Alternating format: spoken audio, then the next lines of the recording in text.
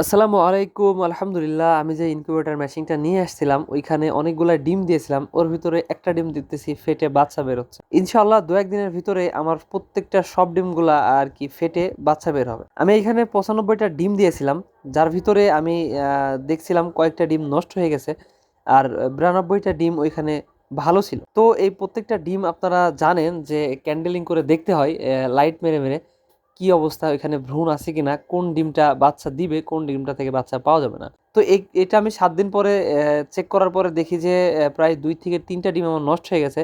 এখন প্রায় 90টা মতন ডিম আর কি ভালো আছে। যাই হোক, আলহামদুলিল্লাহ, যে 90টা ডিম ভালো আছে ওইখান থেকে আশা করি ইনশাল্লাহ ভালো পরিমাণে ডিম বাচ্চা পাবো আমরা। তো এটা দেখার পরে আমি আমার কোয়েল পাখিগুলোর কাছে আসি, ওইখানে খাবার দিচ্ছিলাম। যেহেতু আপনারা জানেন যে কোয়েল পাখির এখানে সবসময় খাবার থাকার লাগে, তো আমার পাখিগুলার এখানে দেখি খাবার নাই। আমি খাবারগুলা ঠিক মতো দিয়ে দিচ্ছিলাম আর কি। তো এখানে খাবার দেওয়ার পরে আমি আরও একটা পাশেই যে জায়গাটা আছে, যে মুরগির ঘরটা আপনারা দেখেছিলেন যে ব্রয়লারের মুরগি আমি রাখতাম, ওইখানে আমি আরও কিছু পাখি রেখেছি।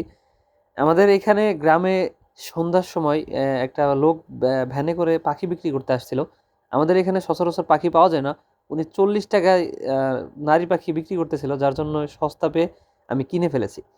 আপনারা যারা পাখির ব্যবসা করেন সবাই জানেন যে নারী পাখির দাম প্রায় 60 থেকে 70 টাকা পার পিস।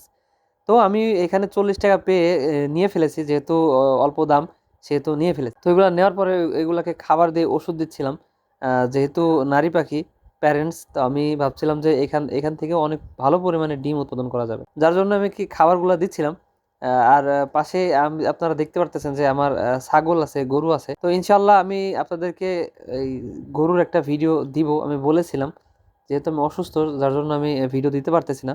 ইনশাল্লাহ সামনে ভিডিও পাবেন।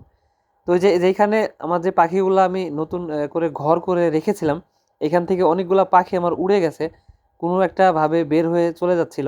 আমি কোনোভাবে ঠেকাইতে পারি নাই, যার জন্য চিন্তা ভাবনা করতেছি এটা পুরোটাই ভেঙে দিয়ে এখানে একটা নতুন করে ঘর তৈরি করবো ইনশাল্লাহ। আর সেই ভিডিও আমি আপনাদেরকে দেওয়ার চেষ্টা করব ইনশাল্লাহ, যদি আমি সুস্থ থাকি। তো ওইটা সব কাজ শেষ করার পরে আমি আমার ছাগলগুলা দেখছিলাম যে তারা ঠিকমতো খাওয়া দাওয়া করতেছে কিনা, সুস্থ আছে কিনা। যেহেতু আমি কয়েকদিন ধরে অসুস্থ, তাদের খোঁজ খবর ঠিক মতো নিতে পারি নাই, সেহেতু মা এবং দাদু তাদের দেখাশোনা করতেছিল।